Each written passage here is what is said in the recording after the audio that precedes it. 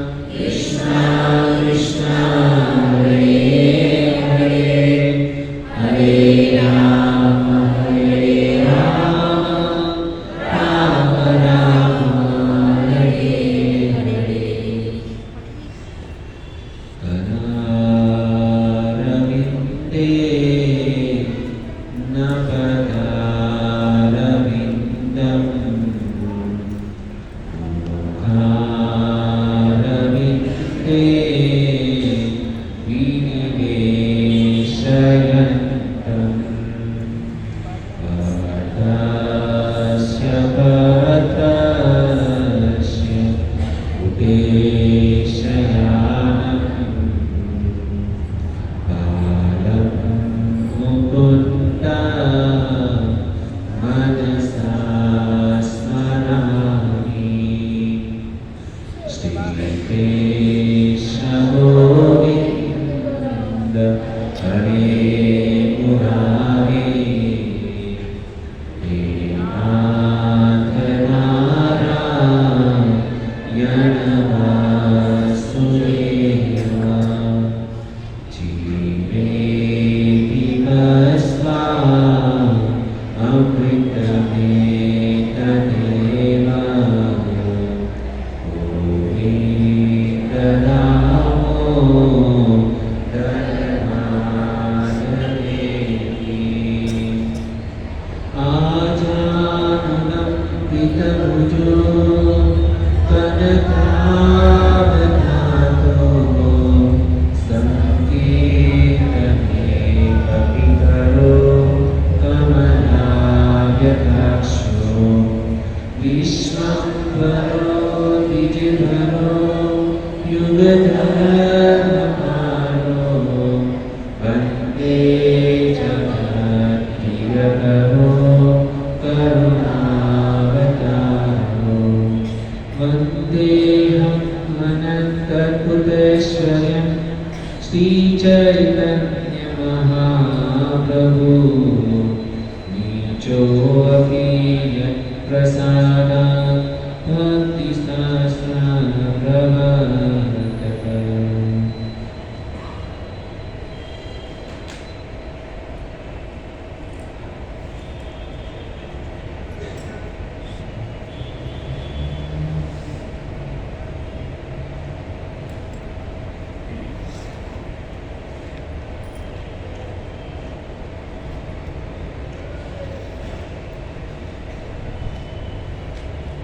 सर्वप्रथम यहाँ पर उपस्थित आप सभी भक्तजनों का अंतर्राष्ट्रीय कृष्ण बलराम संघ की ओर से हार्दिक स्वागत करते हैं।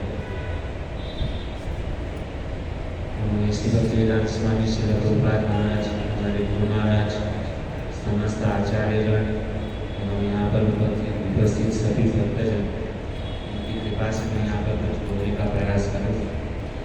आप सभी से निवेदन करते हैं कि कृपा करके आप सभी भक्त लोग हमारे ऊपर आशीर्वाद बनाए रखें, ताकि मैं भगवद गीता के ऊपर कुछ आपको बता सकूँ।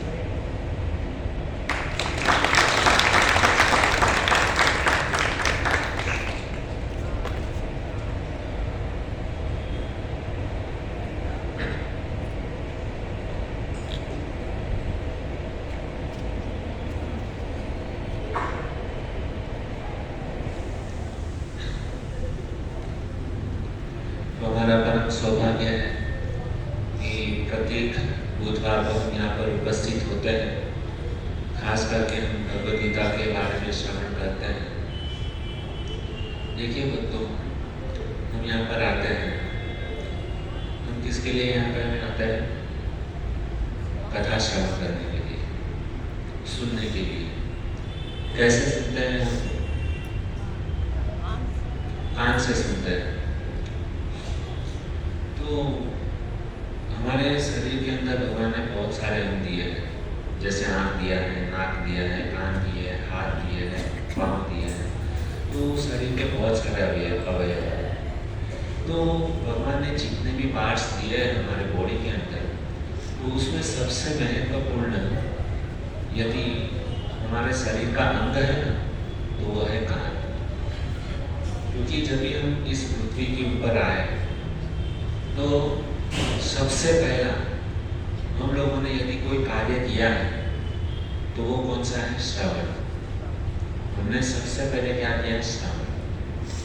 और ये श्रवण जो है ना, हम सब भक्तों के लिए बहुत ही महत्वपूर्ण भाग है। हमें कुछ भी हमारे जीवन में, चाहे भौतिक जीवन हो या आध्यात्मिक जीवन, कुछ भी ज्ञान यदि हमको प्राप्त करना है तो उसके लिए माध्यम है कान, श्रवण। श्रवणम जो है ना बहुत ही महत्वपूर्ण है।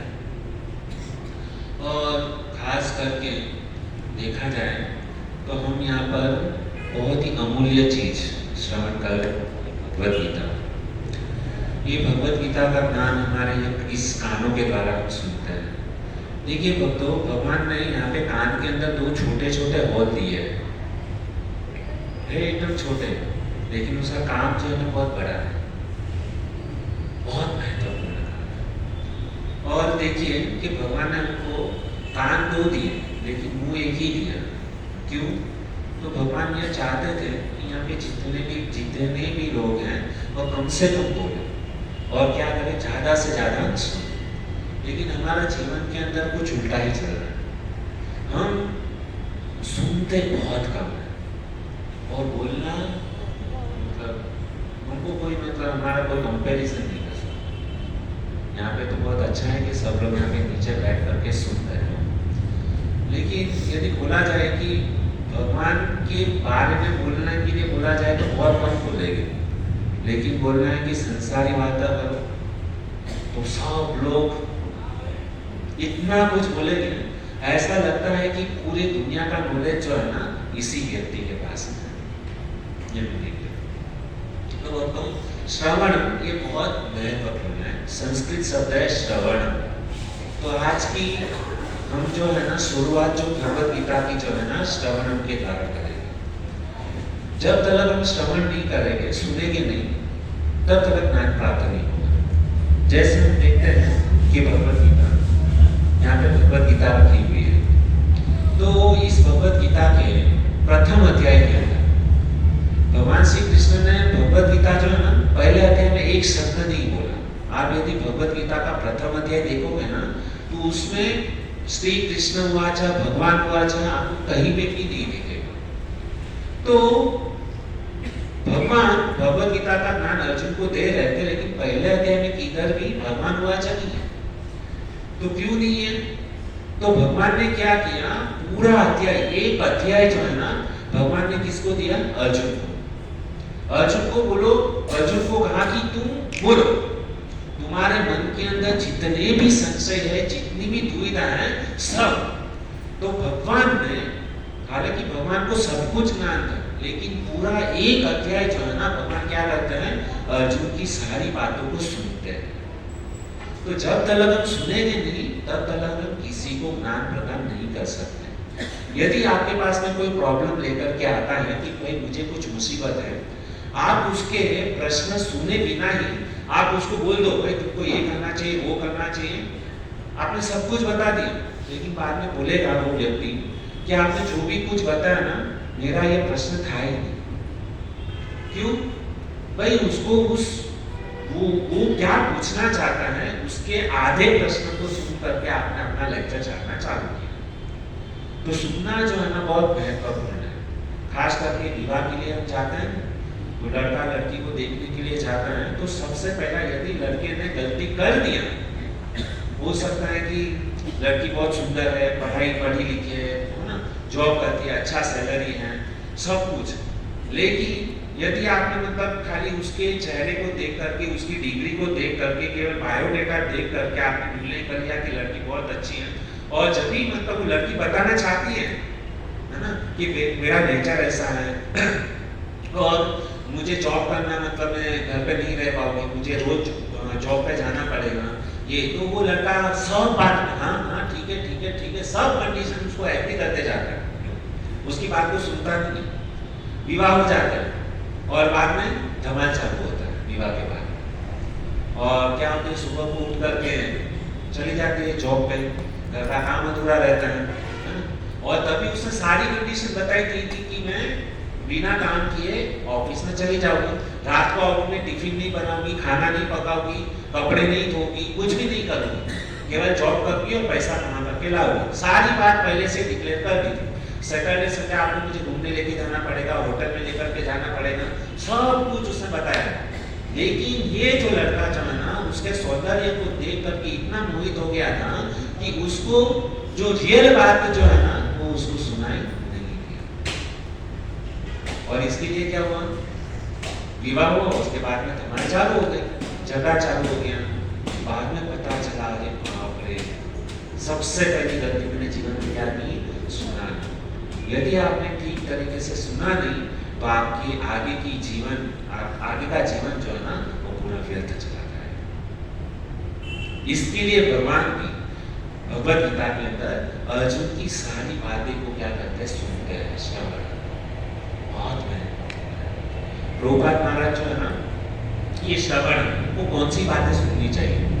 तो प्रभुपाद महाराज जो है ना, जब 1971 की एक घटना मुझे याद आ रही है कि प्रभुपाद महाराज ने यहाँ पे बॉम्बे में आए थे और बॉम्बे में उन्होंने बहुत बड़ा हरे कृष्णा आंदोलन का एक कार्यक्रम आयोजित किया था। तो उसमें हजारों भक्त लोग आए थे और बहुत सुंदर प्रोग्राम हुआ, कीर्तन प्रसादम, सब लोग नाचे, कीर्तन किए, सक्सेसफुल। बाद में प्रभुपाद महाराज ने क्या किया? दिल्ली में गए और दिल्ली में अनाउंसमेंट किया कि यहाँ पे हरे कृष्णा आंदोलन का बहुत बड़ा क्या है कार्यक्रम है, तो सब लोग इन्विटेशन दिया, वो भी सक्सेसफुल। प्रभुपाद महाराज ने और पहल की। प्रभुपाद महाराज ने सोचा मैं बंगाल में जाऊंगा और बंगाल में जा करके वहाँ पे कलकत्ता जो शहर है ना, वहाँ पे जाके उन्होंने क्या किया? बड़ा सा बैनर लगाया, एडवर्टाइजमेंट हो गया, न्यूज़पेपर में सबको बता दिया कि यहाँ पे हरे कृष्ण आंदोलन का बड़ा क्या है कार्यक्रम होने वाला है। लेकिन उस समय तो हम लोग क्या हुआ पता है? आज भी हम देखते हैं कि बंगाल के अंदर जो है ना स्थिति बहुत नाजुक है। तो उस समय जैसे अनाउंसमेंट हुआ तो नेक्सालाइट करके वहाँ पे मतलब एक आतंकवादी होते हैं जिसका नाम था नेक्सालाइट। ये नेक्सालाइट क्या करते थे पता है? कि ये जो भी मतलब उनका मतलब एक ही था कि गरीबों को खाना खिलाओ, है ना, और बाद में वो इतना मतलब अत्याचार करते थे, अधर्म करते थे, मारना पीटना, ये सब आतंकवादियों का काम था। तो नेक्सालाइट ये जो आतंकवादी लोग थे ना, उन्होंने क्या किया कि जैसे उनको पता चला कि यहाँ पे कलकत्ता शहर के अंदर बड़ा सा हरे कृष्णा आंदोलन का कार्यक्रम होने वाला है, तो उन्होंने प्रभुपाद महाराज के जितने भी शिष्य लोग थे ना, उसको एक चिट्ठी लिखी, मतलब एक स्लोगन लिख के दिया। क्या किया? फ्लाई और डाई। क्या लिखा? फ्लाई और डाई, यहाँ से भागो वरना मारे जाओ। यह स्लोगन लिख करके वहाँ पे जितने भी लोग थे ना, सबको लिख के दे दिया। सब लोग गए प्रभुपाद महाराज के पास में, प्रभुपाद ये नेक्सालाइट वाले ने ऑलरेडी हम लोग को पहले से चेतावनी दी है कि यदि हम लोगों ने यहाँ पे प्रोग्राम किया तो ये लोग क्या करेंगे? वो मार डालेंगे। इसके लिए ये लोग ने लिख के दिया फ्लाई और डाई। लेकिन प्रभुपाद महाराज बस से मस नहीं हुए, उन्होंने मन में संकल्प करके लिया था कि हम यहाँ पर हरे कृष्ण आंदोलन प्रोग्राम करेंगे करेंगे करेंगे। फिक्स कुछ भी हो जाए, चाहे वो डेट आ गई नजदीक, न्यूज़पेपर में सब छप गया, हजारों की संख्या में वहाँ पर भक्त लोग आए हुए थे और प्रभुपाद महाराज व्यास आसन के ऊपर बैठ गए और जैसे ही उन्होंने माइक लेकर के बोलना चालू किया और नेक्सालाइट वाले आए और आतंकवादी आए, उन्होंने क्या किया? वहाँ पे जितनी भी कुर्सी थी ना वो फेंकने लगे और वहाँ पे जितने भी लोग थे ना उनके पास में हथियार थे, हथियार से सबको मारने लगे। पूरा माहौल जो ना तहस नहस हो गया है। बाद में सब लोग ने प्रभुपाद महाराज जी के पास से जाके कहा कि प्रभुपाद महाराज ये लोग बड़े बड़े हथियार के साथ में यहाँ पर आए हुए हैं और ये सब भक्त को पिटाई कर रहे हैं और उनको यहाँ से भागना पड़ेगा। और प्रभुपाद महाराज को बहुत गुस्सा आ गया उस समय और प्रभुपाद महाराज वापस से उन्होंने माइक लिया और व्यास आसन के ऊपर बैठ गए और तुरंत ही प्रभुपाद महाराज ने माइक लेकर के हाथ में और उन्होंने गाया गोविंदम आदिपुरुषं तमहं भजामि, गोविंदम आदिपुरुषं तमहं भजामि, गोविंदम आदिपुरुषं तमहं भजामि। और प्रभुपाद महाराज ने जैसे यह गाया गोविंदम आदि पुरुषम तमाम भजामि, एक चमत्कार हुआ। क्या चमत्कार हुआ? वो जो नेक्सालाइट वाले जो थे ना, उनके हृदय के अंदर भी परमात्मा थे और वो जैसे ही वो गोविंदम आदि पुरुषम तमाम भजामि यह शब्द जैसे उनके कानों में गया ना, तो वही के वही तुरंत जो है ना वहां से भाग गए। वो तुलसी वगैरह वो सब वहाँ पे ऐसे ही फेंक दिया और सब नक्सलाइट वाले जो है उनको छोड़ करके भाग गए। ये क्या हुआ? प्रभुपाद महाराज की जो पवित्रता थी, उनकी जो तपस्या थी ना, उनका बल था। और उन्होंने जैसे यह गोविंदा महापुरुष समझाया और वो तुरंत भाग गए। और उसके बाद में प्रभुपाद महाराज ने लेक्चर देना चालू किया। और जैसे प्रभुपाद महाराज ने लेक्चर दिया, हजारों की संख्या में वहाँ पर सब लोग उपस्थित थे। इतना बड़ा हंगामा होने के बाद भी प्रभुपाद महाराज ने वो कार्यक्रम को सक्सेसफुल किया। अभी आप सोचिए कि हम यहाँ पर बैठे हैं और कोई आतंकवादी लुटेरे लोग यहाँ पर आ जाए, हंगामा मचा दे, हमारे अंदर इतनी योग्यता नहीं है कि हम उसके प्रहार को झेल सकें। वो प्रभुपाद महाराज उनकी तपस्या 70 साल का बूढ़ा व्यक्ति, लेकिन उसने 10 से 10 नहीं किया। और उन्होंने अपना जो कार्यक्रम था वो गर्ज नहीं किया।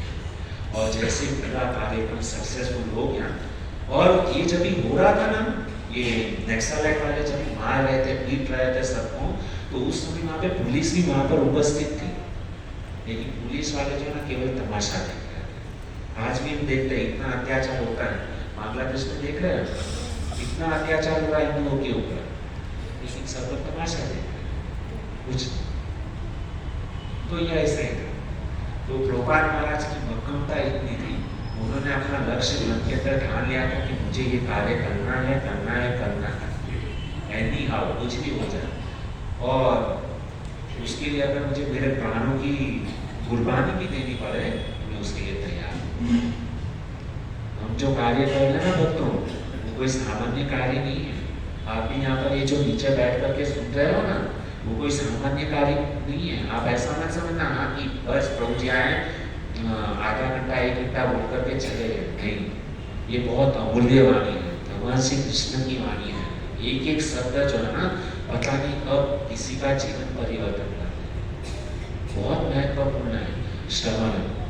बाद में सारे वहाँ पे प्रेस रिपोर्टर लोग आ गए और सारे प्रेस रिपोर्टर ने आ करके प्रभुपाद महाराज को कहा, प्रश्न पूछा, आपको ऑलरेडी नक्सलाइट वाले ने ऑलरेडी इंफॉर्मेशन दे दिया था, फ्लाई और डाई, भागो वरना मारे जाओ, ऑलरेडी पता था। समझो आपको पता है कि आपने लाखों रुपया खर्च करके आयोजन किया, लेकिन आपको पता चले कि यहाँ पे आतंकवादी लोग आने वाले और उनको मारने वाले, क्या प्रोग्राम कर पाएंगे?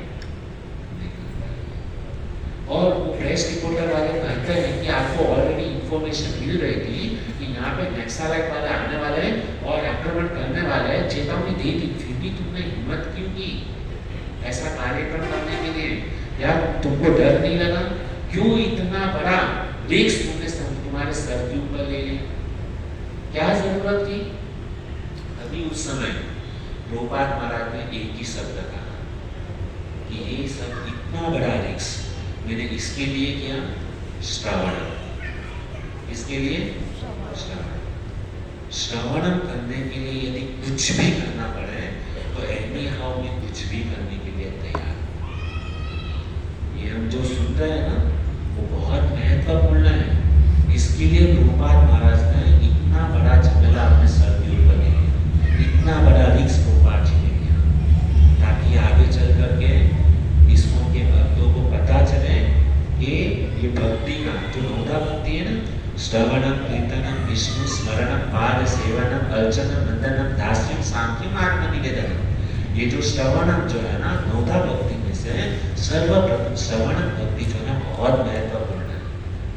यदि आप हम कुछ भी कार्य करें तो सबसे पहले श्रवण, यदि श्रवण परफेक्ट हुआ ना तो आपका 70-80% जो है ना कार्य सक्सेसफुल।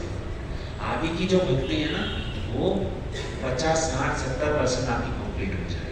किससे? केवल श्रवण करने से।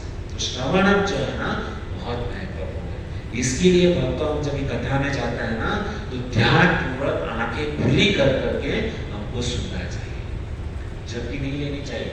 यदि नींद आती है ना, तुरंत ही जगह पे से खड़े हो जाना चाहिए। और पीछे ऐसा नहीं कि यहाँ पे बीचों बीच खड़े हो गए, नहीं, हम लोग को ऐसा नहीं करना है। देखो हमारी वजह से आजू बाजू वाले को तकलीफ नहीं होनी चाहिए। यदि कथा में नींद आ रही, पीछे चले जाओ, खड़े हो जाओ। ऐसा मत समझो कि लोग क्या सोचेंगे, आजू बाजू वाले क्या सोचेंगे, अरे ये वहाँ पे पीछे नहीं। भक्ति करने के लिए शर्म नहीं करनी चाहिए। भाई हमारी स्थिति ऐसी है, भाई हम परिपक्व नहीं है। हम भी कभी कभी कथा श्रवण करते तो हमें भी नींद आ जाती है। नींद क्यों आती है? थके हुए हैं इसके लिए, और यहाँ तो इंटरेस्ट नहीं है इसके लिए, दो चीज ही हो सकती है। तो इसके लिए श्रवण जो है ना बहुत महत्वपूर्ण है। तो कैसे करें श्रवण, कैसे हमारी रुचि लगे श्रवण के अंदर? तो मैं आपको उदाहरण देना चाहूँगा। जैसे रामायण, आज मैं देख रहा हूँ कि कुछ भक्त लोग जो है ना यहाँ पे प्रथम बार आए हैं। एक्चुअली मेरा टॉपिक कुछ अलग है, लेकिन यहाँ पे मैंने देखा कुछ भक्त लोग प्रथम बार आए हैं, तो मैंने मेरा टॉपिक थोड़ा चेंज किया। तो देखिए सुनना बहुत जरूरी है, तो इसके लिए मैं बेसिक चीज जो है ना बता दूँ। तो श्रवणम इतना महत्वपूर्ण क्यों है? श्रवणम इसके लिए महत्वपूर्ण है तो कि भगवान भी चाहते हैं, भगवान सिखाते हैं श्रवणम कैसे करना चाहिए। भगवान को भी अच्छा लगता है श्रवणम करना, भगवान की बातें, भगवान की कथा, है ना। भक्ति के बहुत सारे अंग हैं, लेकिन भगवान को भी अपनी कथा को सुनने में आनंद आता है। कैसे आनंद आता है? तो एक ही उदाहरण मैं आपको देना चाहूँगा कि आप लोगों ने, सब लोगों ने रामायण पढ़ी होगी, रामायण देखी होगी, है ना। तो रामायण का एक प्रसंग है, रामायण वाल्मीकि जी ने लिखी थी, बराबर। तो ये जो वाल्मीकि ऋषि जो थे ना, भगवान श्री रामचंद्र आए ना, उसके पहले उन्होंने पूरी रामायण जो है ना लिख डाली। इतनी ताकत थी उनके पास। और 24 रामायण के अंदर 24,000 श्लोक है। अभी हुआ क्या भक्तों, ध्यान से सुनिएगा कि लव और कुश, भगवान श्री रामचंद्र वनवास में गए, बाद में सीता मैया को रावण उठा करके ले गया, भगवान ने युद्ध किया, बाद में वापस अयोध्या में आ गए। और बाद में आप सब लोग जानते होंगे वहाँ पे जितने भी मतलब कुछ लोगों ने उनके ऊपर टिका है, वे उनकी अग्नि परीक्षा लेनी चाहिए, अग्नि परीक्षा लेगी। वापस से मतलब ये सब प्रॉब्लम हुआ कि भाई सीता को रावण के वहाँ पे जाके आएगी, वापस से उसने अग्नि परीक्षा ली। हम लोगों को तो पता नहीं, हम देखने नहीं गए थे, सबके सामने उनकी अग्नि परीक्षा होनी चाहिए, बहुत कुछ मतलब आरोप लगाए थे। तो उस समय वापस सीता मैया क्या गए, जंगल में चली गई। और हुआ क्या कि वहाँ पे वाल्मीकि ऋषि जो थे ना, तो वाल्मीकि ऋषि के वहाँ पे सीता मैया जो थे ना, उनके गर्भ से लव और कुश का जन्म। और ये जो वाल्मीकि ऋषि जो थे ना, लव और कुश को बचपन से ही उन्होंने 24,000 श्लोक जो थे ना, लव और कुश, छोटे छोटे बालक है 4-5 साल के, लेकिन उनको 24,000 श्लोक जो थे ना उनको कंठस्थ करवा दिए थे। अभी क्या हुआ कि लव और कुश जो थे ना, जहाँ पे मतलब वहाँ पे तो पूरा जंगल था, जंगल में जाते थे, वहाँ पे ऋषि मुनि हुआ करते थे, और सारे ऋषि मुनियों को क्या करते थे, रामायण की चौपाई गाकर पढ़कर सुनाते थे, राम कथा करते थे, कीर्तन करते थे, राम की कथा सुनाते थे। और सारे जितने भी ऋषि मुनि जो थे ना, वो एकदम मंत्रमुग्ध हो जाते थे। जैसे आप लोग कैसे ध्यान पूर्वक श्रवण कर रहे हो, तो वहाँ पे जो जंगल में ऋषि मुनि जो थे ना, वो लव और कुश की ये जो राम की कथा को सुनकर इतने मंत्रमुग्ध हो जाते थे ना, वो इतना आनंद आता था, समय निकल जाता था, रात निकल जाती थी, दिन के दिन बीत जाते थे, उनको पता नहीं चलता। अभी हुआ क्या कि ये सारे ऋषि मुनियों ने लव और कुश को जो है ना आशीर्वाद दिया।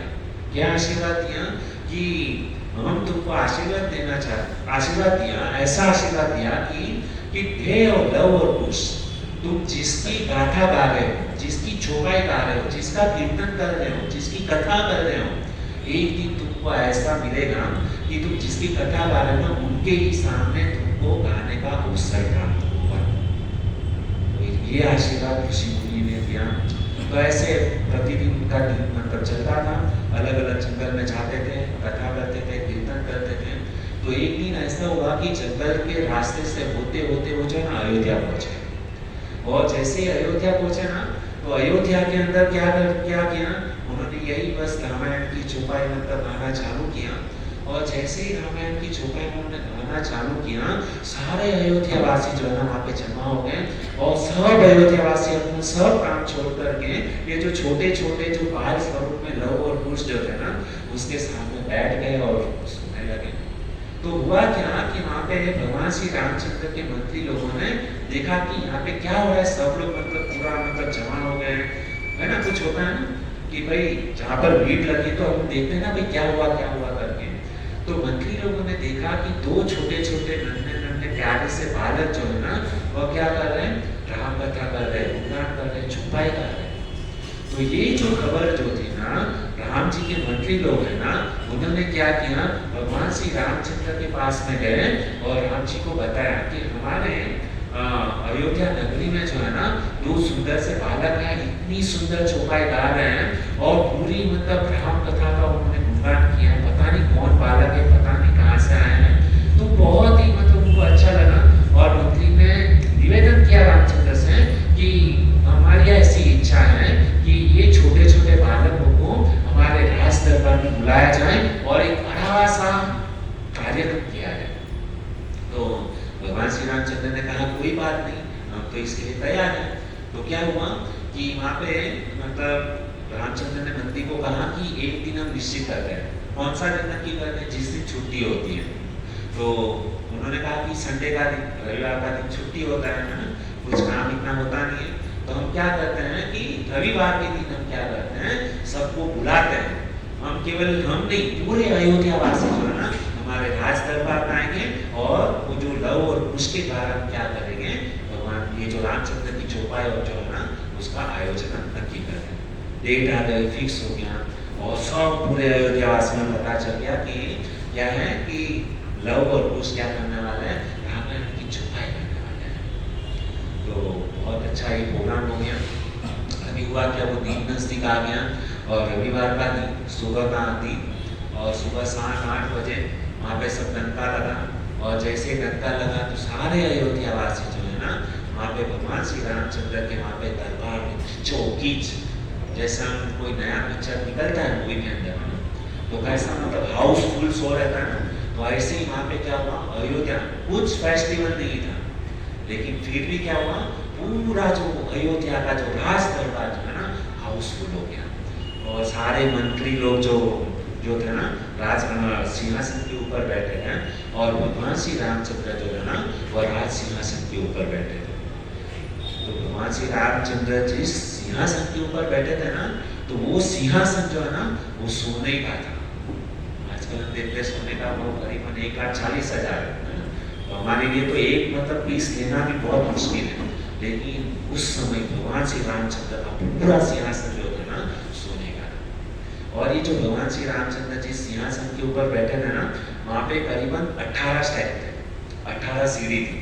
तो वो 18 सीढ़ी भी जो थी ना वो सोने की थी और भगवान श्री रामचंद्र एकदम राजा राज है ना, वस्त्र अलंकार से धारण किए हुए हैं और लव कुश वहाँ पे सामने खड़े हैं और जो नन्हे नन्हे बालक जो है ना लव कुश को वहाँ पे राजसभा में मतलब बुलाया गया। मंत्री लोग नीचे सिंहासन के ऊपर बैठे हुए हैं और अभी बस क्या है, वो लव और कुश है ना वाल्मीकि उन्होंने जो वाल्मीकि रामायण थे ना वो उन्होंने गाना चौपाई करके और उस समय अयोध्या के अंदर खास करके भगवान श्री रामचंद्र की माता जो थी ना कौशल्या सुमित्रा है ना, वो भी वहाँ पे क्या थी उपस्थित और इतने छोटे बालक लग रहे थे और उनका जो चित्र जो था ना आकृति जो थी ना बरोबर भगवान श्री रामचंद्र से ये हो रही थी।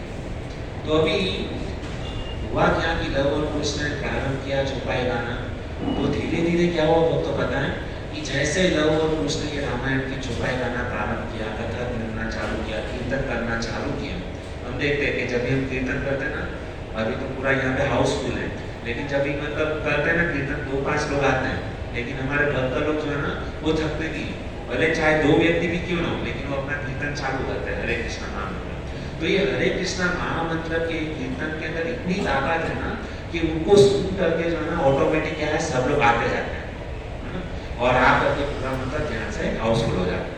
तो उसी प्रकार से लव और कुश ने जैसे मतलब गाना प्रारंभ किया, सब लोग मतलब जो है ना सब लोगों ने अपना सब काम छोड़ करके वहाँ पे उपस्थित हो गए।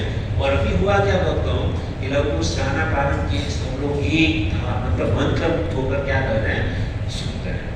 अभी सुनते सुनते कभी होता है ना हमको जब भी मतलब सुनते हैं ना तो आनंद आता है, तो आनंद आता है ना तो हम जो है ना एकदम मतलब के ना रामदेव बाबा की तरह आसन चेंज नहीं करते, एक मतलब ऐसे स्ट्रेट बैठ करके जो है ना हम सुनते हैं क्योंकि आनंद आता है। यदि आनंद नहीं आता ना तो एक पे लंबा करेंगे, दूसरा पे लंबा करेंगे, कितने आसन बदल देंगे पता नहीं। तो लेकिन ये क्या हुआ कि सब लोग एक, और धीरे धीरे क्या हुआ कि जैसे मतलब उनको आनंद आता गया ना, तो वो जो सिंहासन के ऊपर जितने भी मंत्री लोग बैठे थे ना, उन्होंने क्या किया पता है बताओ, कि धीरे धीरे मंत्री लोग जो है ना वो सिंहासन को छोड़ करके लव कुश मतलब थे ना उसके आजू-बाजू गोल जैसे चक्कर कर दिए, और सारे मंत्री लोग जो है ना लव कुश के एकदम बाजू में आकर के पलटी मार करके नीचे बैठ गए, जैसा आप सब लोग बैठे हुए हैं। तो ऐसे नीचे बैठ गए और सब लोग आनंद ले रहे थे, मजा ले रहे थे। तो भगवान श्री रामचंद्र अकेले जो थे ना वो सिंहासन के ऊपर बैठे। तो भगवान श्री रामचंद्र के मन के अंदर थोड़ा सा मतलब ये हुआ, उनको भी इच्छा थी कि मैं नीचे जाकर के मतलब उनके बीच में बैठूं, लेकिन राजाधिराज है क्या करें, तो थोड़ा उन्होंने सहन किया। लेकिन बाद में मंत्री लोग इतना आनंदित थे, हंस रहे जोर जोर से, और भगवान श्री रामचंद्र की बचपन की लीला ये सब सुनने इतना आनंद आ रहा है, इतना आनंद आ रहा, लोग मजे ले रहे हैं, और भगवान देख रहे सारे ये लोग मजे ले रहे हैं और मैं यहाँ पर अकेला मतलब ये कर रहा हूँ, मुझे और मेरी तो कोई देख ही नहीं रहा है, मैं राजाधिराज हूँ लेकिन मेरे ऊपर किसी की दृष्टि नहीं है, सब लोग। तो धीरे धीरे भगवान ने क्या किया कि भगवान को भी अंदर से अपनी ही कथा, देखिए भगवान श्री रामचंद्र की कथा हो रही है तो भगवान अपनी ही कथा को सुनने के लिए इतने लालायित हुए, इतने लालायित हुए, उनसे रहा नहीं गया। जैसे हम सुबह को गाते हैं रोमांचकंपा सुतरंगभाजो वंदे गुरु श्री चरणारविंदम, वंदे गुरु श्री चरणारविंदम, वंदे गुरु श्री चरणारविंदम। हम जो गाते हैं ना सुबह को रोमांचकंपा सुतरंग, ये भाव कभी आता है रोमांच, जब भी हम कथा सुनते हैं कीर्तन करते हैं ना, तो धीरे धीरे अभ्यास करके ये चीज भक्ति हमारे अंदर फलीभूत हुई। उसका प्रमाण क्या है, जब हम भजन करते हैं कृष्ण का नाम लेते हैं, कृष्ण राम, हरे कृष्ण कृष्ण कृष्ण हरे हरे, हरे राम राम राम हरे हरे। ये जो हरे कृष्ण बोलता है ना, तो ये जो हरे कृष्ण, इसके अंदर मतलब इतनी ताकत होनी चाहिए कि ये जब कान से जब हम मुंह से जब बोले ना, तो हमारे अंदर ये भक्ति का जो है ना रोमांचकंपा सुतरंग, ये हमारे हृदय के अंदर क्या होना चाहिए, ये भाव जो है ना हृदय के अंदर आना चाहिए। तभी समझना चाहिए भक्ति करते समय अश्रुधारा बह रही है, कंपन हो रहा है, रोमांच हो रहा है, और ये भाव जब प्रकट होगा ना तभी समझना चाहिए कि हमारी भक्ति थोड़ी बहुत फलीभूत हुई है। अगर ये चीज नहीं हो रही है तो समझना चाहिए कि अभी हम भक्ति के अंदर बहुत कुछ है, केवल हम शोबाजी कर रहे, दिखावा कर रहे, भक्ति का नाटक कर रहे, बाकी कुछ नहीं कर रहे, ये होना चाहिए। लेकिन ये कब होगा, श्रवण सुनने से। जब तक श्रवण नहीं करेंगे तब तक ये चीज हमको जो है प्राप्त नहीं होगा।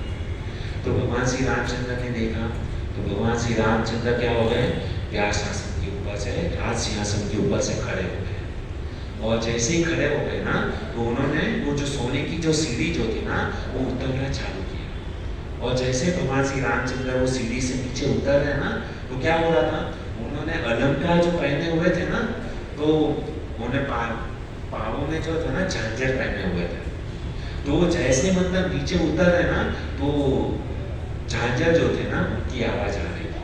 तो भगवान श्री रामचंद्र ने सोचा, क्या सोचा कि मैं नीचे उतर रहा हूँ, मैं चलने के कारण जो है ना ये पावों की झुझुरी की आवाज आ रही है।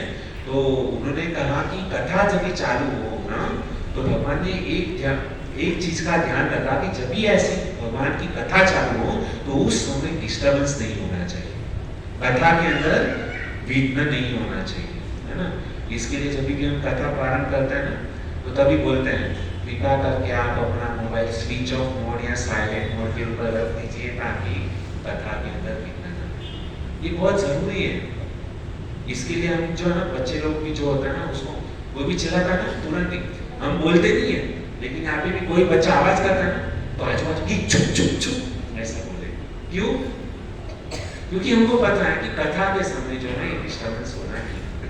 तो भगवान ने सोचा कि ये झुझुर जो है ना वो आवाज कर रही है, तो उन्होंने क्या किया, छोड़ने के लिए पाव में से वो झुंझुनू निकाली और उसको जो है ना अपनी जेब में डाल दिया, और भगवान जो है ना हल्के पाँव से धीरे धीरे धीरे वो सीढ़ी उतरने लगे।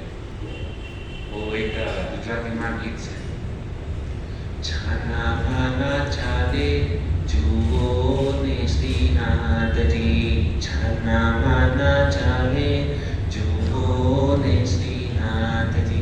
तो भगवान भी मतलब क्या है, जब कथा ऐसी होती है ना तो हल्के पग से धीरे धीरे वो क्या करते हैं, वो सीढ़ी उतरते रहे, और सीढ़ी जैसे ही उतरे ना तो वहां पर बैठ गए। किसी का ध्यान नहीं है कि भगवान ने अपना राज सिंहासन छोड़ दिए और भगवान श्री रामचंद्र कहाँ पर बैठे हैं, नीचे, जहाँ पर मंत्री लोग बैठे थे ना, चुपके से उसके पीछे जा करके जो है ना बैठ गए। और ये सब लोग आनंद मतलब है ना, हम लोग जैसे मतलब क्या वो कीर्तन में आनंद आता है ना, तो हम लोग क्या करते हैं, कभी नाचते उछलते कूदते हैं। यहाँ पे सब बैठे बैठे ध्यान से सुन रहे थे, और कुछ चौपाई ऐसी आ गई ना तो सबको इतना, एक मंत्री जो था ना उसको मतलब वो लव कुश ने इतना मतलब सुंदर चौपाई दिया ना, तो मंत्री इतना खुश हो गया। जब हम खुश हो गया ना तो बाजू में कोई बैठा रहता ना अपना दोस्त, उसको एक लपाट मारते हैं है ना, शाबाश, अरे क्या बात है ना। तो उन्होंने क्या किया कि जोर से अपना हाथ जो है ना, वहां पे उनको पता नहीं था कि वहां पे बाजू में भगवान श्री रामचंद्र बैठे हैं, ये जोर से हाथ करके पीछे से उसको ऐसे हाथ से मारा। भगवान तो देखने लगे कौन है, लेकिन इतना खुश हुए भगवान भी कि चलो मतलब इतना ध्यान पूर्वक है। बाद में वो मंत्री को पता चला ऐसे पीछे 2-3 बार भगवान रामचंद्र सोच रहे क्या हो रहा है पता नहीं, लेकिन मजा आ रहा था सबको, भगवान की हंस रहे ऐसे निकल रहा। तो जैसे उसने पीछे देखा, अरे ये तो हमारे प्रभु है और वो यहाँ पे नीचे बैठे हुए, बाद में उसको बहुत अफसोस, भगवान श्री रामचंद्र कथा के समय डिस्टर्ब नहीं करना चाहिए। तो मतलब मेरा कहने का तात्पर्य यह है भक्तों कि भगवान श्री रामचंद्र को भी जो है ना अपनी कथा इतनी मतलब सुंदर लगती है, सुनने के लिए वो भी लालायित होता है कि वो भी अपना सब कुछ जो है ना कार्य को छोड़ करके जो है ना अपनी कथा को सुनने के लिए जो है ना नीचे जमीन के ऊपर बैठता है। वहाँ पे किसी ने आसन नहीं दिया था कि चलो भाई हाँ ये वो आसन दिया, हम तो यहाँ पे चटाई दी है, वो फॉर्मेलिटी किसी ने नहीं की। भगवान ने फिर भी सब लोग आनंदित थे कृष्ण कथा, राम कथा सुनने के अंदर। दूसरा एग्जाम्पल देना चाहूंगा, जैसे जगन्नाथ जी का हम देखते हैं, कृष्ण जब भी भगवान श्री कृष्ण वृंदावन में थे, तो वृंदावन में जब भी भगवान श्री कृष्ण थे तो अक्रूर जी आए उनको लेने के लिए, भाई कंस का अत्याचार बहुत बढ़ गया है तो कृष्ण तुमको रहना पड़ेगा हमारे साथ। तो भगवान श्री कृष्ण वृंदावन को छोड़ करके मतलब मथुरा जा रहे थे। तो भगवान श्री कृष्ण ने अपने सखाओं को, अपनी गोपियों को, नंद बाबा को, यशोदा मैया को इतना प्रेम करते थे, इतना प्रेम करते थे कि वो कुछ सीमा नहीं। और कोई भी वहाँ पे पूरे ब्रजवासी में एक भी जन ऐसा नहीं है कि कृष्ण की बिगड़ ऐसी बहुत प्रेम करते हैं। और सबको पता चल गया कि अक्रूर जी आ रहे हैं, नाम तो है उनका अक्रूर, लेकिन उसके अंदर इतनी क्रूरता भरी है कि उसकी कोई सीमा नहीं, कि हमारे कृष्ण को लेकर के जा रहे हैं, कृष्ण बलराम को लेकर के जा रहे हैं। बहुत मतलब वो हृदय के अंदर सारे ब्रजवासी दुखी थे, और धीरे धीरे सबको पता चल गया कि कल जो है ना कृष्ण वृंदावन को छोड़ करके जो है ना मथुरा जाने वाले हैं। और वो भी किसके पास आ रहे हैं, कंस मामा के पास में, जो इतना दुष्ट है। और सबको अंदर से यही दुख था कि वो कंस जो है ना कृष्ण को मार डालेगा। तो सारे ब्रजवासी नहीं चाहते थे कि कृष्ण को जो है ना मथुरा ले जाए, लेकिन कैसे भी करके जो है ना अक्रूर जी उनको लेकर के जा रहे थे। तो जब भी वो रास्ते में लेकर के जा रहे थे तो कृष्ण ने सबको वादा किया, प्रॉमिस दिया था, वचन दिया था, बस कुछ ही दिनों की बात है, मैं थोड़े ही समय में जो है ना मैं तुमको वादा करता हूँ, प्रॉमिस देता हूँ कि मैं कंस को वध करके जो है ना 1-2 दिन में तुम्हारे पास में आ जाऊँगा। लेकिन कुछ घटना ऐसी घटी कि भगवान श्री कृष्ण कंस का वध हो गया। बाद में वहाँ पे देवकी और वसुदेव जी ने सोचा कि हमारा बच्चा जो है ना गाँव में कुछ केवल खाली गईये चराए, कुछ पढ़ा लिखा नहीं है, तो उनको गुरुकुल भेजना चाहिए। गुरुकुल में उनको पढ़ाई के लिए भेज दिया। बाद में उनको बहुत सारा मतलब ये जरासंध आदि बहुत सारे असुरों को लेकर के आता था और युद्ध करता था। तो भगवान श्री कृष्ण इतने व्यस्त हो गए, उनको कभी भी वृंदावन जाने का अवसर नहीं मिला। उसके बाद में कृष्ण का विवाह हो गया। भगवान श्री कृष्ण द्वारका में रहे और द्वारका जो ना पूरी सोने की द्वारका थी। 16,108 पटरानी थी उनकी, लेकिन अंदर से उनको मतलब हमेशा जब भी वो रात को भी सोते थे ना, ये मतलब अपने ब्रजवासियों को याद करते थे, राधा रानी को याद करते थे, उप सखाओं को याद करते थे। हे राधे हे राधे हे राधे, हे ललिते हे विशाखे, है ना, हे कुंदलता चंपकलता, सारे मतलब गोपियों को याद करते थे, नंद बाबा को याद करते थे, यशोदा मैया को याद करते थे। तो सारी पटरानियाँ देखती थी कि हम कृष्ण की इतनी 16,108 है और इतनी सेवा करती है, 56 भोग देती है, सोना का मतलब राज सिंहासन के ऊपर बैठे हैं, लेकिन फिर भी हमारे सामने कभी प्रेम से बात नहीं करते। हमेशा 24 घंटा मतलब हे राधे हे कृष्णा हे ब्रजवासी, बस उनको ही सुबह सका, है ना, वो सका, सब उनको ही याद करते रहते हैं। क्या ऐसा है ब्रजवासी के अंदर, है ना, बहुत मतलब ये वो एक दिन उनकी इच्छा हुई कि हमको जो है ना ब्रजवासियों के बारे में जानना है। तो वहाँ पे बलराम जी की रोहिणी माता, रोहिणी माता से सारी ये जो पटरानियाँ जो थी ना, उन्होंने उनको कहा कि उनको कृष्ण की बाल्य कथा के बारे में और ब्रजवासी के बारे में उनको सुनना है, कृपा करके आप उनको बताइए। तो रोहिणी माता ने कहा एक शर्त है कि मैं जब भी मतलब ये कथा आपको बताऊंगी तो कृष्ण और बलराम दरवाजे के अंदर नहीं आने चाहिए। तो क्या करें, सुभद्रा महारानी को वहाँ पे रख दिया वहाँ पे, और सुभद्रा महारानी को कहा कि तुम यहाँ पे ध्यान रखो, कृष्ण और बलराम अंदर ना आ जाए। यदि कृष्ण बलराम अंदर आ गए और उन्होंने अपनी इस लीला को सुना, बचपन की लीला को, तो यहाँ पर टिक नहीं पाएंगे, तुरंत ही सब कुछ छोड़ करके जो है ना वृंदावन भागेंगे। तो इसके लिए तुम यहाँ पर, जैसे रोहिणी माता ने कहा कि सुभद्रा महारानी ने कहा ठीक है मैं बाहर होगी, कृष्ण बलराम को अंदर नहीं आने, और यहाँ पे रोहिणी माता क्या कर रही, कथा सुनाती है, सुनाती है। और जैसे ही कथा सुनाना प्रारंभ किया, कृष्ण की मधुर लीला, बाल्य लीला, गोपियों के साथ में जो मतलब ये लीला की, कृष्ण बलराम अपने सखाओं के साथ में जंगल मतलब वन में जाते थे, वन्य भोजन करते थे, नाचते थे, गाते थे, कितना आनंद करते थे, मक्खन खाते थे, मक्खन चुराते थे गोपी। ये सारी लीला जो है ना रोहिणी माता बता रही है। वो सारी मतलब 16,108 पटरानियाँ ध्यान से सुन रही है, और उतने में क्या वो कृष्ण और बलराम वहाँ पर आ गए और सुभद्रा से कहने लगे कृपा करके आप उनको अंदर जाने दो। सुभद्रा महारानी ने कहा नहीं, कृष्ण बलराम ने डिस्टर्ब देना चालू किया, नहीं कुछ भी हो जाए हम आपको अंदर जाने नहीं देंगे। उन्होंने बोला रक्षाबंधन अभी नजदीक आ रही है। तो सुभद्रा महारानी ने कहा देखो मैं मजबूर हूँ, अंदर आपको नहीं जाने देंगे, एक काम करो कि तुम यहाँ पर खड़े खड़े जो है ना कथा को सुनो। तो उन्होंने कहा ठीक है तैयार। तो कृष्ण और बलराम वहाँ पे अंदर सारी 16,108 पटरानियाँ कृष्ण की कथा सुन रही, रोहिणी माता बता रही है। और जैसे ही मतलब कृष्ण ने अपनी ही बारे में, कृष्ण बलराम ने अपनी ही कथा को जब भी सुना ना, ब्रजवासियों के बारे में जब भी सुना ना, है ना, तो वो जो कृष्ण का जो त्रिभंग स्वरूप जो है ना, वह क्या होने लगा, बिगड़ने लगा। उन्होंने जो वस्त्र पहने थे ना वो ढीले होने लगे, उन्होंने जो केस पहना था ना वो शरीर से नीचे गिरने लगा, हाथों के आभूषण जो है ना वो निकलने लगे। ये मतलब कृष्ण जब भी अपने भक्तों की जब भी कथा सुनते हैं ना, तो कृष्ण को अपनी भक्तों की, कृष्ण को अपनी कथा से करना, है ना, अपने भक्तों की कथा जो है ना सुनना बहुत अच्छा लगता है। तो ये जब भी हुआ ना, तो कृष्ण जो थे ना त्रिभंग स्वरूप में जो थे ना, वो कृष्ण वो क्या हो गए, जगन्नाथ बलदेव सुभद्रा, है ना, वो जगन्नाथ जी के फॉर्म में हो गए। जिस प्रकार से बर्फ जो होता है ना, बर्फ जब क्या घन स्वरूप में होता है, लेकिन जैसे पिघलता है तो धीरे धीरे क्या प्रवाही स्वरूप में हो जाता है। तो कृष्ण जो थे ना वो धीरे धीरे क्या हो गए, पिघलने लगे। तो पिघलने लगे तो क्या हो गया कि सबसे पहले उनकी आंखें जो थे ना, अपने भक्तों की कथा को सुन करके कृष्ण की आंखें बड़ी बड़ी हो गई, उनके कान अंदर चले गए, उनके हाथ अंदर चले गए, पाँव अंदर चले गए, और ये जो है ना कृष्ण कथा रस का जो है ना अपने भक्तों की कथा को सुन करके भगवान का जो स्वरूप जो है ना, कृष्ण जो है जगन्नाथ जी के स्वरूप में आ गए।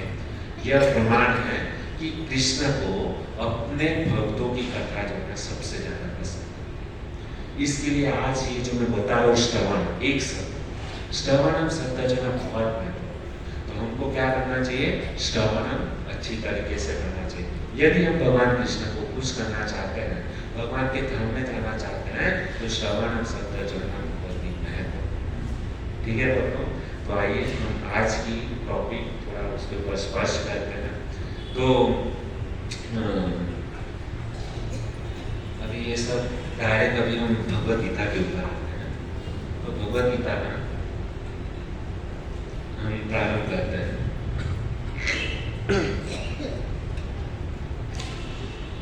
एक व्यक्ति था, तो वो रास्ते में जा रहा था। तो जैसे वो व्यक्ति जो था ना रास्ते में जा रहा था, तो हुआ क्या था कि उनके सामने जो है ना यमराज जी आ गए। कौन आ गया? यमराज जी। और रास्ते में जा रहा था और वो बेचारे को पता नहीं, क्योंकि आज तक कभी यमराज जी का दर्शन नहीं किया। तो जैसे ही यमराज जी को देखा, तो यमराज जी ने उस व्यक्ति से बात करते हुए कहा, ये मैं बहुत दूर से आया, मुझे बहुत जोर से प्यास लग रही है, कृपया मुझे थोड़ा सा पानी पिला दो। उसने कहा, उसके जेब में वो बेचारा ऑफिस आ रहा, तो उसके बैग के अंदर बोतल निकाली और उसको यमराज जी क्या किए, पानी पीने लगे। तो यमराज जी जो है ना बहुत खुश हो गए और यमराज जी जो है ना उस व्यक्ति को कहने लगे, पता है आज तुम्हारी मृत्यु थी, मैं तुमको लेने के लिए आया था, लेकिन तुमने जो है ना मुझे पानी पिलाया, तो मैं तुम्हारे ऊपर बहुत खुश हूँ। और उन्होंने कहा कि मेरे पास में एक किताब है ना, मैं तुमको 5 मिनट का अवसर देता हूँ। देखिए समय कितना महत्वपूर्ण है। यमराज जी ने उनको कहा कि मैं केवल तुमको 5 मिनट देता हूँ और ये किताब देता हूँ, तुम्हारे पास 5 मिनट है, तुमको 5 मिनट के अंदर जो भी कुछ लिखना है ना 5 मिनट में लिख दो, और तुम जो भी लिखोगे तो तुम्हारी इच्छा पूर्ण होगी। तो ये तो बोला कि ठीक है ना। तो यमराज जी 5 मिनट तक उन्होंने रेस्ट की, यमराज जी सो गए। ये बुक जो है ना उस व्यक्ति के हाथ में दे दी। अभी हुआ क्या कि जैसे बुक के अंदर लिखना वो जो चाहे वो कर सकता था, उसके पास 5 मिनट था। तो जैसे उन्होंने बुक खोली तो लिखना प्रारंभ किया, तो 5 मिनट था। अभी आपको बताया जाए कि आपके पास में 5 मिनट है ना। तो 5 मिनट में आप जो चाहिए वो कर सकते हो और आपकी जो भी मनोकामना होगी ना पूर्ण हो। यहाँ पे कुछ लोग होंगे वो क्या करेंगे, मुझे कम से कम 10 किलो सोना चाहिए है ना, मुझे 10 मर्सिडीज चाहिए है ना, बाद में मेरा इतना बीघा जमीन होना चाहिए, मेरा सूरत के अंदर इतना प्लॉट होना चाहिए, बॉम्बे बालकेश्वर के अंदर। आपके पास केवल 5 मिनट है, तो हम कितने मतलब ये होता है दिमाग के अंदर कितने क्या लिखे, क्या पता नहीं क्या क्या चीजें, और केवल 5 मिनट है और उसमें जो भी इच्छा होगी वो पूर्ण, जो भी लिखोगे लिखा लखेलू मन चाहे कोई ने पैसा आप्या હોય ને ઉધાર, તો આપણે એમ નથી આપતા, લખીને સાઈન કરીને લઈએ છીએ કે લખેલું વંચાય। કારણ કે ગમે એટલો આપણે કદાચ લાખો રૂપિયા પણ આપ્યા હોય તો સામેવાળો ભૂલી જાય, क्योंकि याद नहीं रहता। ये चीज जो है ना लक्ष्मी हम किसी को देते हैं ना, पैसे देते हैं ना, वो जल्दी सब लोग भूल जाते हैं। बाद में उसको चिट्ठी दिखाना पड़ता है, भाई ये यहाँ पे डेट है और तुमको ये जो पैसा जो है ना मैंने 6 महीने के लिए तुमको उधार दिया है, आप उसको भूल मत जाओ, है ना, दिखाना पड़ता है। बाकी सारी चीज याद रहेगी नहीं, पैसा याद नहीं। तो वक्त तो इसके साथ में भी केवल खाली 5 मिनट था। यमराज ने डायरी दे दी और जैसे ही मतलब वो डायरी खोली ना तो उसमें एक पेज जो था ना वो पूरा ब्लैंक था। जैसे हम नोटबुक खोलते हैं तो यहाँ पे मेरे दोनों पेज भरे हुए हैं, तो क्या हुआ कि लेफ्ट साइड का जो पेज जो था ना वो पूरा खाली था, ब्लैंक था, और राइट साइड के ऊपर कुछ लिखा था। तो राइट साइड के ऊपर क्या लिखा था पता है? आप यहाँ पे देख सकते हो। तो तुम्हारे पड़ोसी की लॉटरी लगने वाली है। उसमें क्या लिखा था कि तुम्हारे पड़ोसी की लॉटरी लगने वाली है। तो उसको क्या करना चाहिए था? 5 मिनट थे तो अपने खुद के बारे में लिखना चाहिए था, बाकी जो लिखा हो। तो उसने क्या पढ़ा, सबसे पहले उसने लिखते लिखते स्टॉप हो गया। सबसे पहले उसने क्या देखा कि तुम्हारे पड़ोसी की लॉटरी लगने वाली है। तो उसने तुरंत ही ऑपोजिट साइड के ऊपर क्या लिखा कि मेरे पड़ोसी को कोई लॉटरी की जरूरत नहीं है, ऑलरेडी उसके पास में बंगलों में रहता है, उसको लॉटरी की जरूरत नहीं है, ऐसा उसने लिखा पेज के ऊपर ऑपोजिट में। ठीक है, अभी दूसरा पलटा घुमाया, तो जैसे उसने दूसरा पेज पलटा ना तो वहां पर क्या लिखा था राइट साइड के ऊपर, तुम्हारा दोस्त चुनाव जीतकर मंत्री बनने वाला है। क्या लिखा था? तुम्हारा दोस्त चुनाव जीत करके मंत्री बनने वाला है। तो ये सोचने लगा कि मेरा दोस्त वो एक नंबर का डब्बू है ना, उसको कुछ समझता नहीं है, यदि वो मंत्री पद के ऊपर बैठ गया तो पूरे गांव का बैंड बजा देगा, है ना। तो उसने लिखा कि हमारा दोस्त जो है ना इनकैपेबल है, उसके अंदर कोई लायकात नहीं है, वो मंत्री पद के लिए लायक नहीं है, कृपा करके उसको मंत्री मत बना। हो गया तीसरा पेज, 2 पेज खत्म हुए, तीसरा पेज। तो तीसरा पेज में भी क्या था, वहां पे राइट साइड के ऊपर लिखा था कि तुम्हारे दोस्त का प्रमोशन होने वाला है। क्या लिखा था?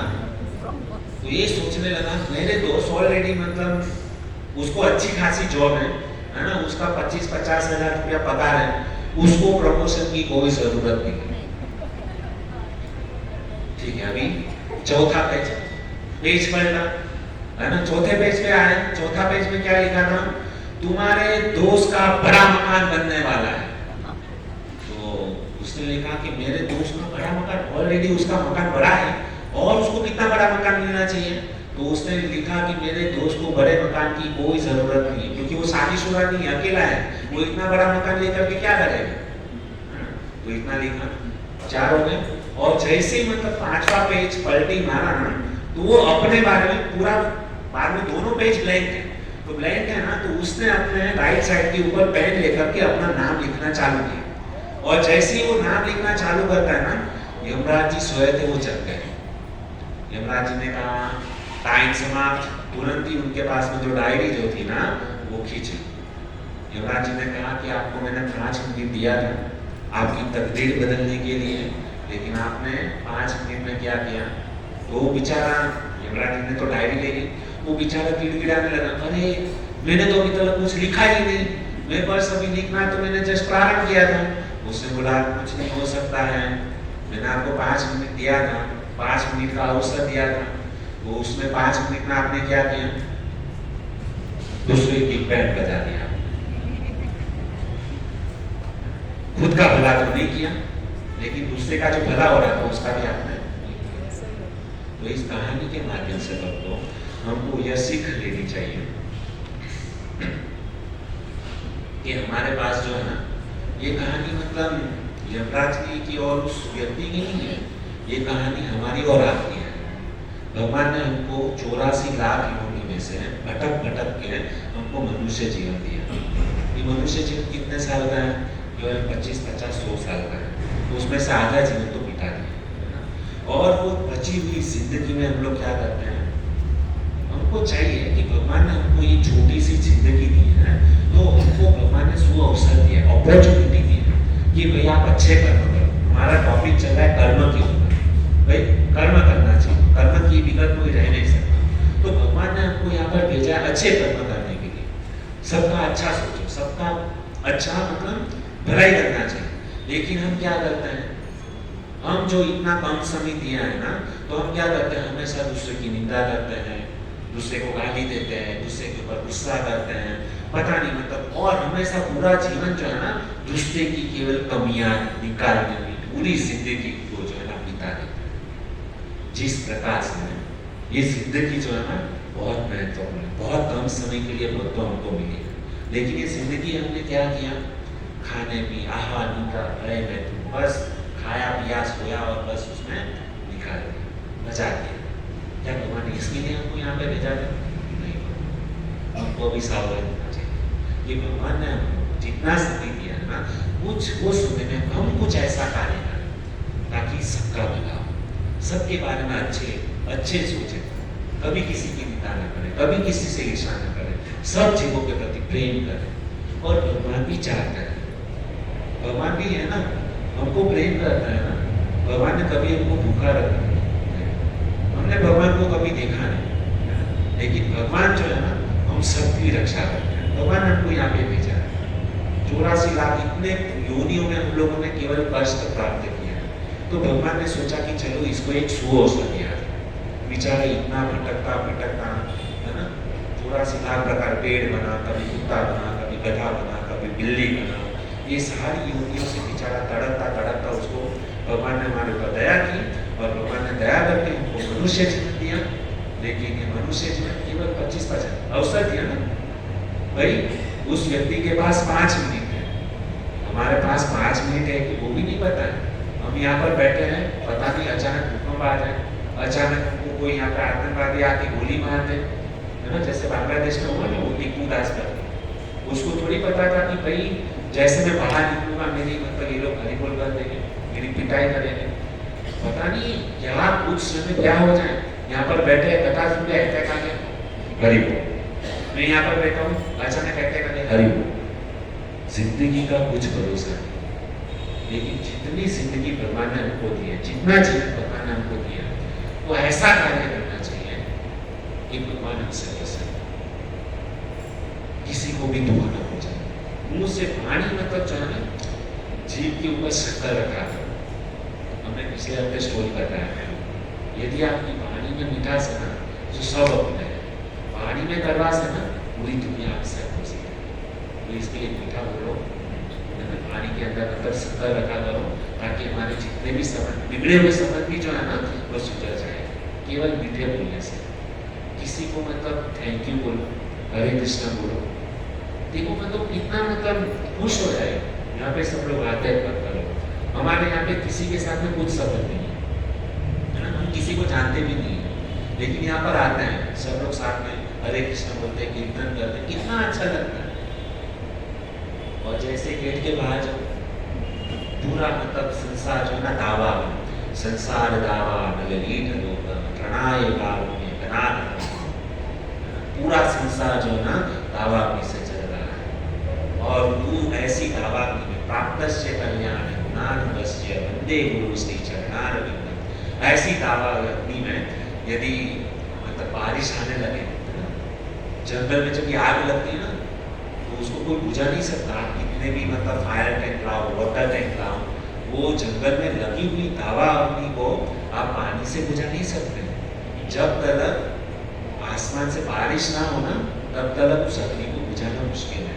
उसी प्रकार से भक्तों हमारे हृदय के अंदर भी जो है ना एक दावा अग्नि लगी है। कौन सी दावा अग्नि? काम, क्रोध, लोभ, मोह, मद, आश्चर्य, और ये अग्नि ऐसी है ना कभी बुझने वाली है। लेकिन फिर भी जैसे भगवान कृपा करें और कुदरत जब भी बारिश जब भी बरसात है ना, तो जंगल में लगी हुई दावा अग्नि को शांत कर देता है, बुझा देता है। उसी प्रकार से भक्तों हमारे बीच में ये जो दावा अग्नि जो लगी है ना, तो यदि हमको कुछ गुरु है ना, हमको गुरु या भगवान कोई वैष्णव जन है ना, भगवान का प्रेमी जन यदि हमारे जीवन में आ जाए ना, तो इस दावा अग्नि को बुझा सकते हैं। इसके लिए भक्तों ये सत्संग, गुरु, प्रभुपाद महाराज, ये आचार्य हमारे ऊपर कृपा करेंगे, और ये जब भी कृपा करेंगे ना, तो ये जो लगी हुई दावा अग्नि को क्या कर सकते हैं, बुझा सकते हैं। इसके लिए भक्तों जब भी अवसर मिले ना, तो हमको सत्संग कर लेना चाहिए, गुरु के पास चला जाना चाहिए। वही हमको जो है ना इसमें सिखा कर सकते हैं, बाहर निकाल सकते हैं। इसके लिए भक्तों ये कहानी के माध्यम से हमको एक ही समझना चाहिए, हमेशा दूसरों का क्या करो, भला करो, दूसरे के बारे में अच्छा सोचो, और जो आपने अच्छा सोचा ना वही विचार आपको भगवान की ओर नजदीक लेकर ले जाएगा। ठीक है भक्तों, Hare Krishna Krishna Krishna Hare Hare, Hare Ram Ram Ram Hare Hare. Thank you very much.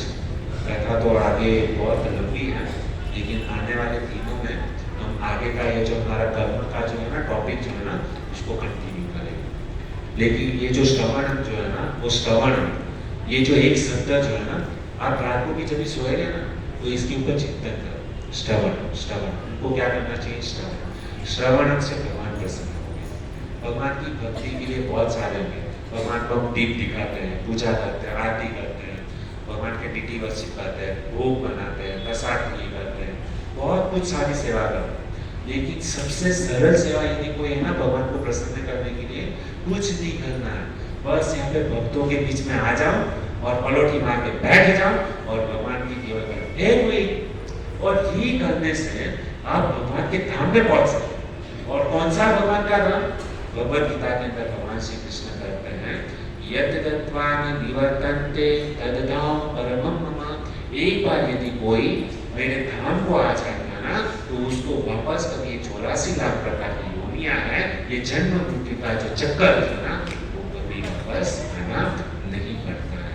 भगवान इतने ये चीज हमारा दुर्भाग्य है कि ऐसी कथा हमारे नजदीक हो रही है, लेकिन फिर भी हम माना निकालते पाएंगे, ये समय नहीं है। कितना सरल है भगवान को प्राप्त करना, केवल आता है कि साथ बैठो, भगवान की कथा सुनो, और भगवान जो है ना, ये जितनी भी सेवा है ना, उससे प्रसन्न नहीं होते हैं, केवल श्रवण करने मात्र से भगवान जो है ना प्रसन्न हो जाता है और हमारा बेड़ा जो है पार हो जाएगा। बोलते हैं सात समंदर बहुत लंबा है, लेकिन ये सात समंदर भी जो है ना कृष्ण का नाम, भगवद गीता को सुन करके जो है ना, ये सात समंदर जो है ना, वो कैसा लग जाएगा, जैसे ढक्कन के अंदर पानी रहता ना, उसको पार करना कितना ईजी, इतना आसान बना देगा। तो बहुत बहुत धन्यवाद आप सभी भक्तों का कि आपने इतना उत्साहपूर्वक, धैर्यपूर्वक हमारी वाणी को सुना, और मैं आशा करता हूँ कि सब लोग आप इसी तरीके से आकर आप आते हैं, उनको बहुत अच्छा लगता है। हमारे अंदर भी इच्छा होती है कि हम आगे आगे और कुछ शास्त्र पढ़ें। यदि ये प्रोग्राम नहीं होगा तो हम भी घर पे जाके केवल टीवी देखेंगे, यूट्यूब देखेंगे, टाइम पास करेंगे। लेकिन आप सब लोग आते तो अंदर से इच्छा होती है, ऑफिस से भी कुछ ना कुछ बहाना निकाल करके हम जल्दी छुट्टी लेकर भागते हैं कि नहीं आज कुछ सत्संग में जाना है, सत्संग में जाना है। बुधवार का दिन आता है, तुरंत ही माइंड के अंदर एक ही कॉन्शियसनेस चलता है कि नहीं, भक्तों के बीच में बैठ करके कथा सुनना बहुत अच्छा लगता है। आपके जीवन में भी होता होगा कि चलो बुधवार का दिन है, तो ऑफिस में मैनेजर को बोलते कि आज हमको जल्दी छुट्टी दे दो, हमको कथा सुनना है, कथा सुनना है। तो ये जो कॉन्शियसनेस जो है ना, ये चेतना हमेशा के लिए बनाएगा। केवल हफ्ते में एक दिन 2400 घंटा ये चेतना होनी चाहिए, और ये चेतना जो है ना, बस केवल ये चेतना जागृत हो गई ना, भगवान बहुत नजदीक आने लगे। ये जो हमने दूरी बनाई रखी है ना, 36 का आंकड़ा जो बनाए रखे है ना, 3 का मुंह ये बात, 6 का ये मुंह ये बात, लेकिन कथा सुनेंगे ना तो 36 जो है ना 63 हो जाएगा।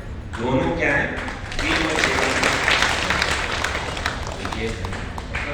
एक एक जो यहाँ पे जितनी भी एक एक शब्द जो है ना हमारे जीवन के लिए उपयोगी है, लेकिन आप लोग कितना उसको कैचअप करते हो, सबकी क्षमता अलग अलग है। कोई पूरा प्रवचन कैचअप करता है, कोई 5 मिनट, कोई 10 मिनट, कोई 15 मिनट, कोई 20 मिनट, कोई आजीवन है ना। कोई किसी ने एक शब्द मतलब ठान दिया, पत्थर के ऊपर लगे, कभी निकलेगा नहीं, जीवन पर उसको याद रखेगा। और उसके ऊपर देखो, केवल सुनना नहीं है, हम जो भी सुनते हैं ना, इसको हमारे जीवन में आचरण करने का प्रयास। हमारा भी आचरण नहीं है, लेकिन एक आशा, व्यास मंच के ऊपर ना भगवान की गोदी में बैठ करके हम आपको कुछ सुना रहे हैं, तो यह विश्वास हम बोल रहे हैं ना, हम नक्की हम उसको हमारे जीवन में आचरण करने का प्रयास करें।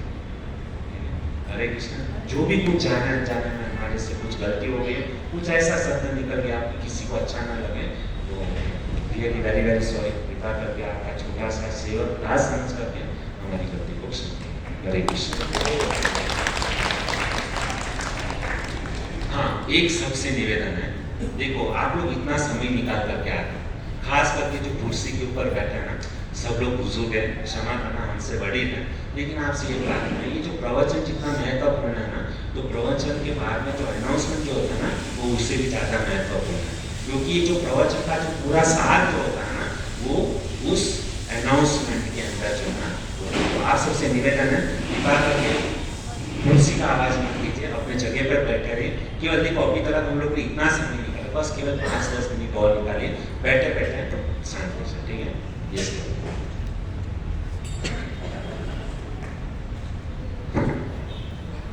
हरे कृष्णा कृष्णा कृष्णा हरे हरे, हरे राम राम राम हरे हरे। बहुत बहुत धन्यवाद आप सभी भक्तों का। बहुत सुंदर प्रकार से इस ग्रेस जीवन कृष्ण प्रभु जी ने हम सबको बताया, श्रवण की महिमा आज बहुत सुंदर विस्तार रूप से कही। श्रवण कितना महत्वपूर्ण है।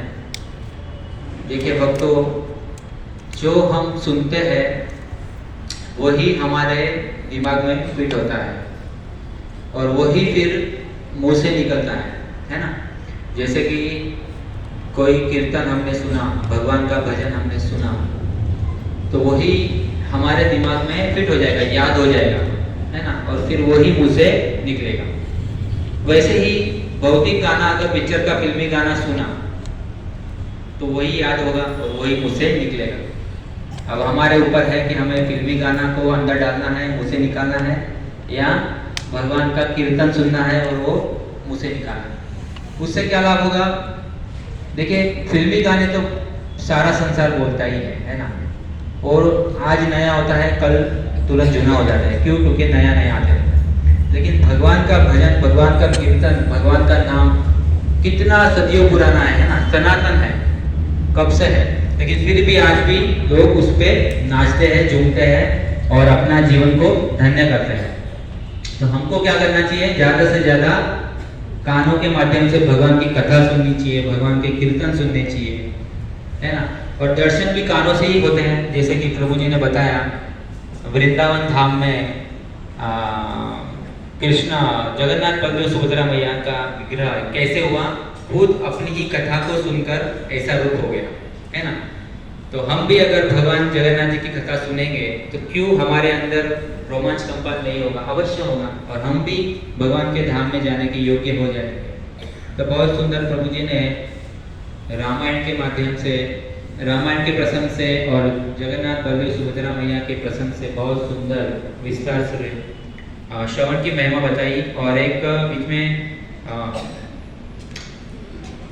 यमराज जी और उस आदमी की, उस पर्सन की भी लीला से हमको बताया कि किस प्रकार से श्रवण की महिमा है। तो श्रवण बहुत आवश्यक है, हमें ध्यान से सुनना चाहिए। हम यहाँ पर अपना समय निकाल कर आते हैं, शरीर को तो यहाँ पर ले आते हैं, लेकिन मन भी यहाँ पे लगाना चाहिए और ध्यान से कथा को सुनना चाहिए।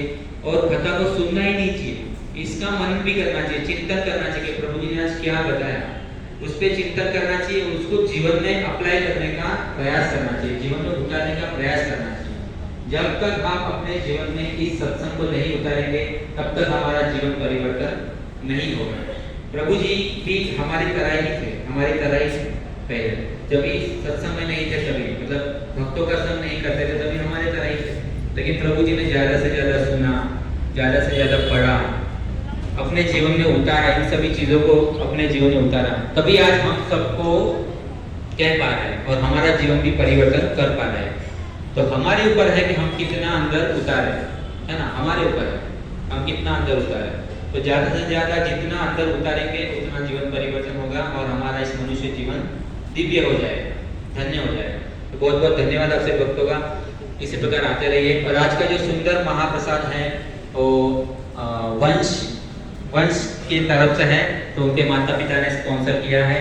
तो आइए हम वंश को आशीर्वाद प्रदान करें, भगवान से प्रार्थना करें कि वंश को भक्ति बढ़े, ज्ञान बढ़े और पढ़ाई में भी बहुत अच्छे मार्क्स आए, भौतिक जीवन भी अच्छा हो, आध्यात्मिक जीवन भी अच्छा हो। तो आइए वंश को हम यहाँ पर बुलाते हैं और प्रभु जी के हाथ से भगवान की छवि और पुष्पमाला स्वीकार करें। तो आइए वंश यहाँ पर आइए और भगवान से प्रार्थना करते हुए हम सभी उनको आशीर्वाद दें। कल उनका जन्मदिन है, इस उपलक्ष्य में उनके माता पिता ने प्रसाद स्पॉन्सर किया है।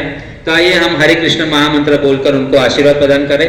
हरे कृष्णा कृष्णा कृष्णा हरे हरे, हरे राम राम राम हरे हरे।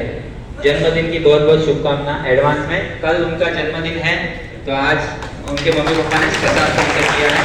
हरे कृष्णा कृष्णा कृष्णा हरे हरे, हरे राम राम राम हरे हरे। बहुत बहुत धन्यवाद।